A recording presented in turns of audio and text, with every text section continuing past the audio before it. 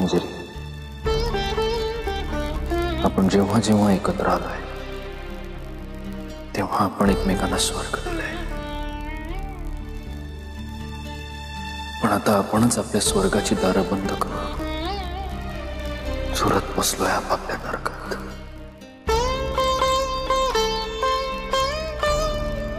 आज मला जाणवत आहे मी गेली 7 वर्ष किती कठोर शिक्षा भोगत होते।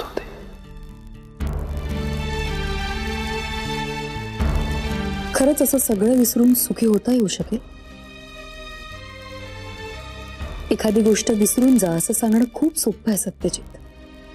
जसं मी तुमच्यावर केलेलं प्रेम कधीच विसरू शकत नाही, तसं ज्यामुळे आपण वेगळे झालो ते देखील मला कधीच विसरता नाही येणार। सुख कुणाला नको असतं, मला देखील ते हवंच आहे, शुभ्रासाठी, आपल्यासाठी। एक वेळ ही गेली 7 वर्ष मी विसरेन सुद्धा, पण ही 7 वर्ष ज्यामुळे माझ्या आयुष्यात आली ते मी कसं विसरू?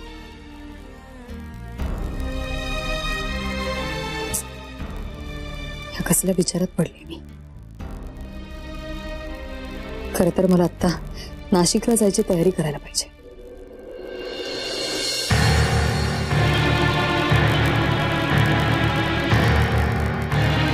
सत्या, मला माफ कर, माझ्या हातून चूक झाली।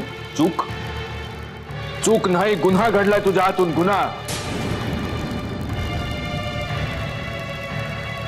तू काय केलंस याची तुला कल्पना तरी आहे का? ती आर्याला प्रियाबद्दल काय बी कळू नये ह्याच्यासाठी मी गेली 7 वर्ष झटतोय आणि तू फार माती करून टाकलीस का समद्याची? सत्या, माझ्याकडनं नकळत बोललं गेलं रे। माणसामध्ये 5 पैशाची शिस्त नसली ना तरी चालते, पण त्याच्यात 2 पैशाची अक्कल हवी। आणि इथं या घरात मोठ्यांनाच अक्कल नाही लेकरांची कसं बोलायची याची।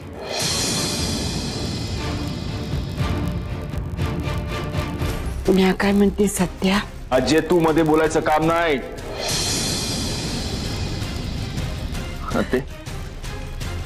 आज तुझ्या मूर्खपणामुळे तू फार माती करून टाकलीस आम्हा बाप लेकीच्या नात्याची।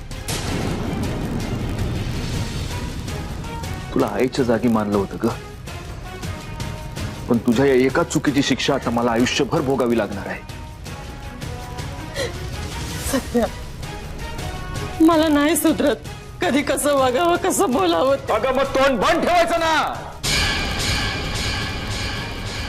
गावला होता आर्याला तो फोटो तर काय बी सांगायचं, शेजारीने नातेवाईक काय बी सांगायचं, खरं सांगायची काय गरज होती? सत्या, सत्या मला माफ कर। माफ? मी तुला काय माफ करणार का? ते तुझ्या या चुकीमुळे जर आर्या आयुष्यभरासाठी माझ्यापासून दुरावली ना तर मी मेल्यानंतर बी माफ नाही करणार तुला।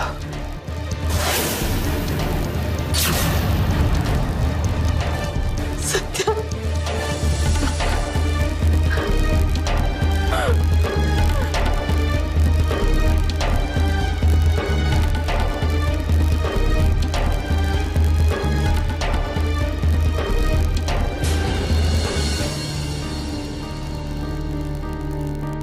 दादाच्या रागाचा सामना करणं म्हणजे धगधगते निखारे तळ हातावर झेलण्यासारखं आहे।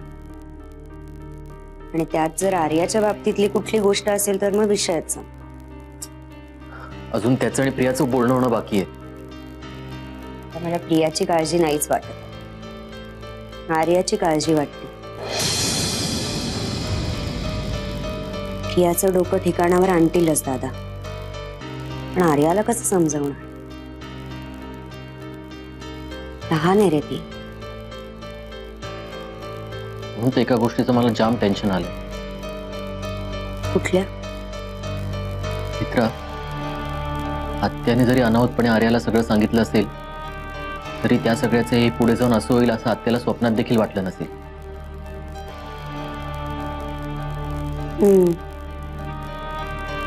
आता दादांवरच अवलंबून आहे सगळं काही। आता दादा आलाय म्हटल्यावर प्रियाचे तमाशे तिपटीने वाढतील.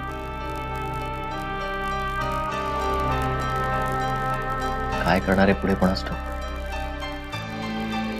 ती काय सुरू करेल याची काळजी आता महत्वाची नाहीच आहे. या सगळ्याचा शेवट कशात होईल ना याची भीती वाटते मला. म्हणूनच म्हणते मी, काहीही झालं तरी प्रियाला या घरात घुसू देता कामा नये. It is for sure.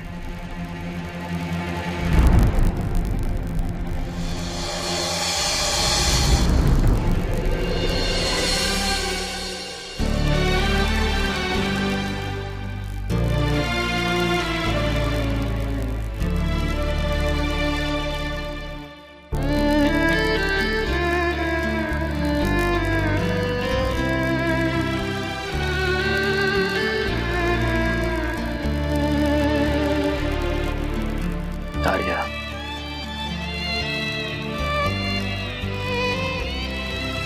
मला एक सांग सोनू, आजपर्यंत बाबानं तुला कुठल्याही गोष्टीसाठी नाही म्हटलंय? नाही. मग आता बाबाच ऐकणार ना? हे बघ, इथून पुढे कधीही ममाचं नाव घ्यायचं नाही. का? कारण ती वाईट आहे. म्हणूनच मम्मा बद्दल कधीही बोलायचं नाही, कळलं? का नाही बोलायचं? अनघा मावशी पण हेच बोलत होती. मम्मा मला का सोडून गेली बाबा? सांगा ना बाबा, का सोडून गेली? तुम्ही काय बोलत का नाहीये?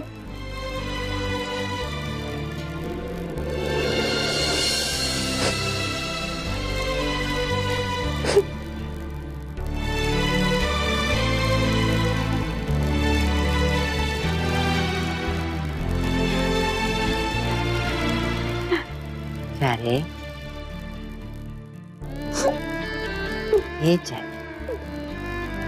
अगं सत्याचं बोलणं लई मनाला लावून घेऊ न ग. रागाच्या भरात बोलला त्यो. पण जे काय बोलला तिथं नाही बोलला. मी हा येडी का बाई, मला कशाची बी अक्कल नाही. कोणाची धड नीट वागायचं हे बी कळत नाही. असं का म्हणतेस? नाहीतर काय. आहे. जर आर्याला प्रियाबद्दल सांगितलं नसतं तरी काय बिघडलं नसतं. अगं पण खुळे, तू मुद्दा म्हणून काही बोललीस का? नकळतपणे तुझ्या तोंडून निघून गेलं.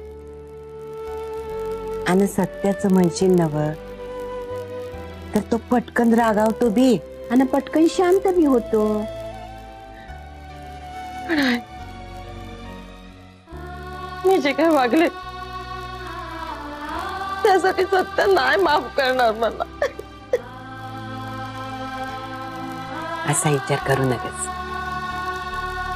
सत्याचं मन लई मोठं आहे. बघणार माझ्या या अशा वागण्यामुळे बापले वेगळं होण्याची वेळ आली आहे बघ. जय, असं का म्हणतेस तू? तुला सांगितलं नव, असा विचार तू कशापायी करतेस? आणि आता सत्य आलाय नव, त्यो ह्यातनं काहीतरी तोडगा नक्की काढ.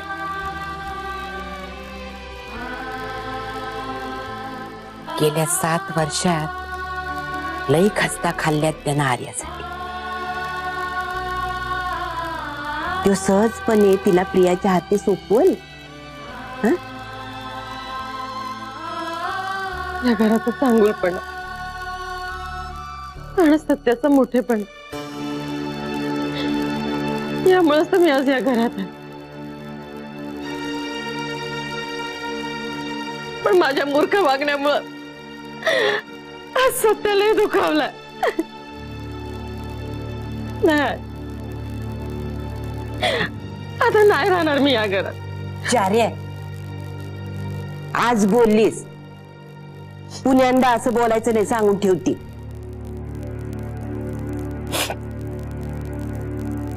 मी ठरवलं, माझ्यामुळे या घराचं आणखी नुकसान होण्याआधी मी इथनं निघून जाईन. चारे, येड्यागत बोलू नगस. आणि हे घर सोडून तू कुठं निघून जाणार आहेस?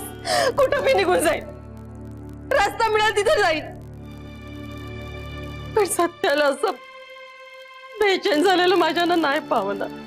हे बघ चारे, मला सांगितल्या बिगर तू कुठं गेलीस तर याद राख. आणि पहिला आधी शांत हो बघू. अगं चुका समध्यांकडनं होत्यात म्हणून काय समधी लोक घर सोडून निघून जात्यात? कुठे सत्यजित? तो आला ना, मला माझ्या सत्यजितला भेटायचंय.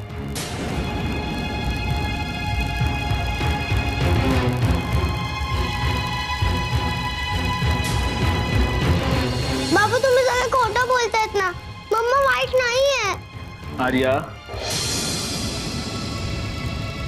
बघ बाळा, प्लीज या गोष्टींबद्दल बोलण्याचा, समजून घेण्याचा हट्ट करू नकोस. तू खूप लहान आहेस अजून आर्या, कळतंय तुला? आर्या, माय डॉल, कुठे आहेस तू? बाबा मम्मा आली वाटतं. आर्या, आर्या, हाय. बरं झालं तू आलीस. आता मी बाबांशी तुझ्याबद्दलच बोलत होती. काय बोलणं झालं होतं तुमचं?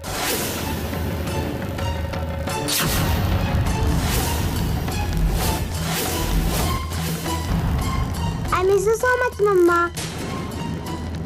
I missed you too, baby. Arya, आज जा. नाही, मी तुमच्या सोबतच राहणार आहे.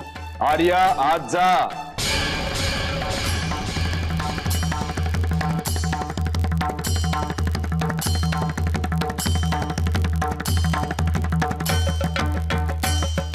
तुम्ही सुद्धा.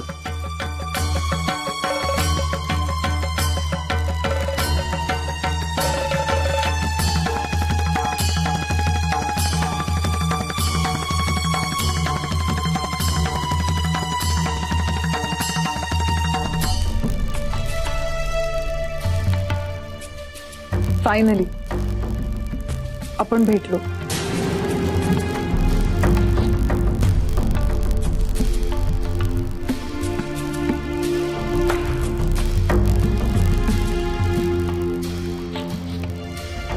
So mister Satyajit Mudholkar, how you? का आलीस इकडे? तुझ्यासाठी, तुझ्यावरच्या नितांत प्रेमासाठी. टडप. इथून निघून जाण्यासाठी किती पैसे हवेत तुला? सत्यजित, तुला माझ्याकडे बघून असं वाटतंय की मी इथे पैशांसाठी आले? Then your wrong. मला पैशांचं आमिष अजिबात दाखवू नकोस, कारण मी आता प्रिया देसाई किंवा प्रिया मोहिते राहिलेली नाही. मी प्रिया शहा झाले. दिनेश शहा नावाच्या एका गर्भ श्रीमंत पण म्हाताऱ्या माणसाशी मी लग्न केलं. अनफॉर्च्युनेटली तो वारला आणि त्याच्या वयाच्या 100 पटीने असलेली त्याची प्रॉपर्टी आता माझ्या नावावर झाली. सो सत्यजित मुधोळकर, जर माझ्या मनात आलं ना तर मी या घरासकट तुलाही आत्ताच्या आत्ता विकत घेऊ शकते.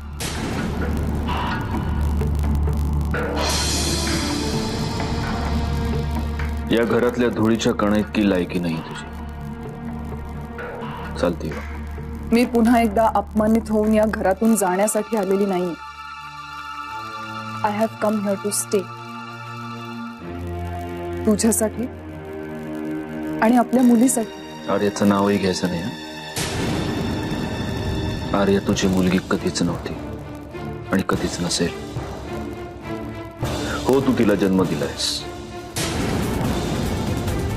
स्वतः बडबड बंद करायची and just get lost. Okay, fine, मी जाते. पण मी गेल्यानंतर तू आपल्या लाडक्या आर्याला काय उत्तर देणार आहेस? कुठे गेली तिची मम्मा?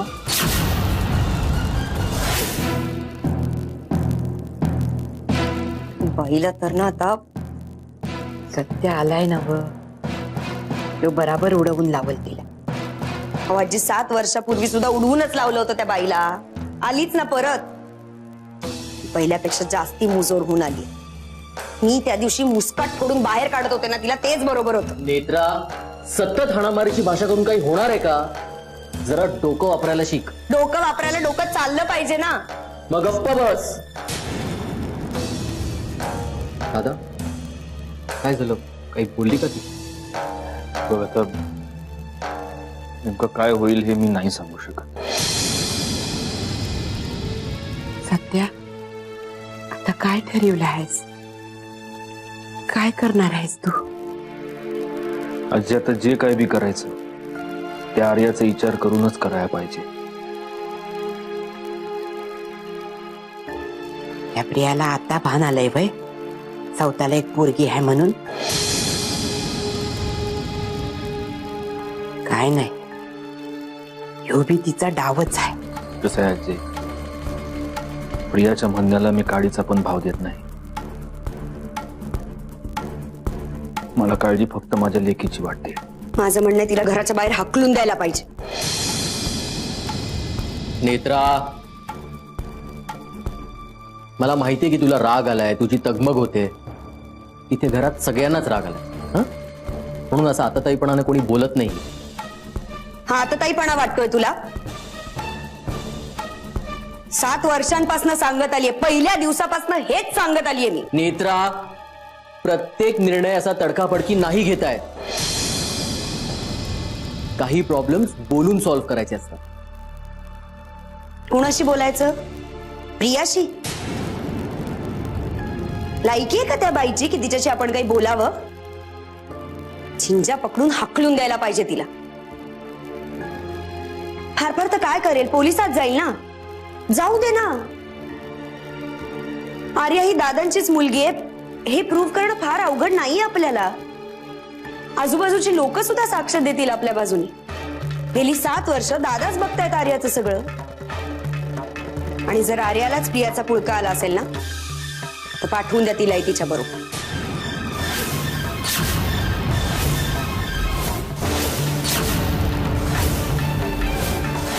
नेत्रा,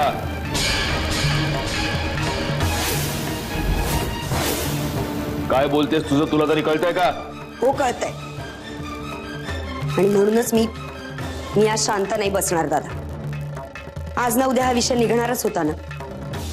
तुम्हाला मुलगी हवी होती म्हणून शुभ्राच्या जागी तुम्ही आर्याचा सांभाळ करायला घेतलात.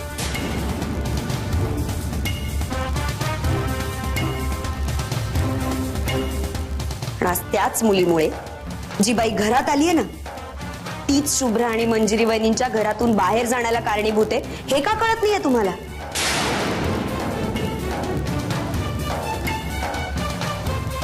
मला असं वाटतंय की आर्याला घराबाहेर काढणं हा एकमेव पर्याय आहे आपल्याकडे.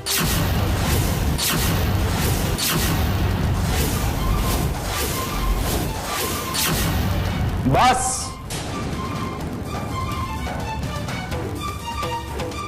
आर्याबद्दल मी एक शब्द सुद्धा ऐकून घेणार नाही, कळलं? आर्या माझी मुलगी आणि हे तिचं घर आहे. ती या घरातून तेव्हाच बाहेर जाईल जेव्हा तिचं लग्न होईल. आणि नेत्रा, घरातल्या इतर लोकांना त्रास होतोय म्हणून कुणी जर हे घर सोडायचं असतं ना तर 7 वर्षांपूर्वी कुणाला या घरातून हाकलावं लागलं असतं याचा विचार तूच केलेला बरा.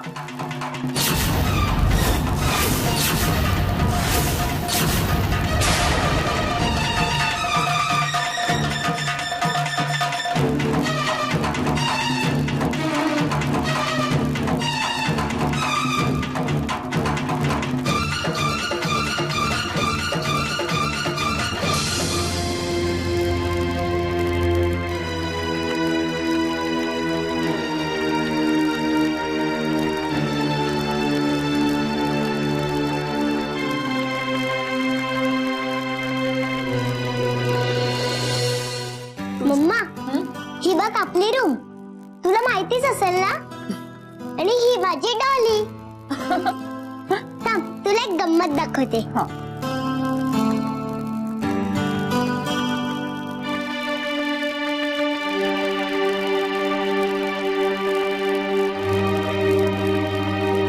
हे काय? हा बघ, हा तुझा फोटो. डॉल, हा माझा फोटो तुला कुठून मिळाला? मला जेव्हा तुझी आठवण यायची ना, तेव्हा मी हा फोटो बघायची आणि तुझ्याशी बोलायची. असं वाटायचं की तू त्या फोटोतनं बाहेर येशील आणि मला जवळ घेशील. आता मी आले ना, कायम तुझ्या जवळच राहणार आहे. हो, आता मला देवाकडून काहीच नकोय. तू, मी, बाबा सगळे एकत्र राहू. खूप मजा येईल. आता मजा येणार आपण सगळे एकत्र आल्यावर.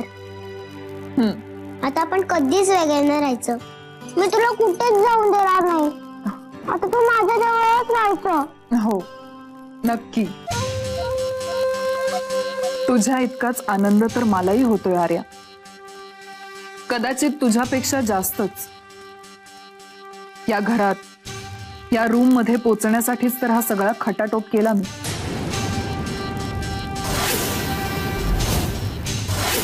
And finally I am here. सगळ्या अडचणींवर मात करून मी इथे पोचलीये. आता मी नाही जाणार. इनफॅक्ट आता मला कुणीच घालवू शकत नाही.